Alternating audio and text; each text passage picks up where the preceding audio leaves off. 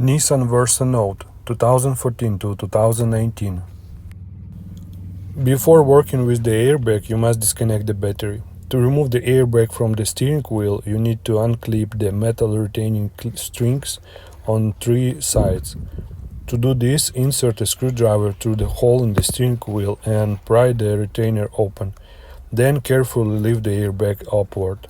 To disconnect the wiring connectors from the airbag, you need to pull the locking tab on the connector up first, and only then you will be able to unplug it.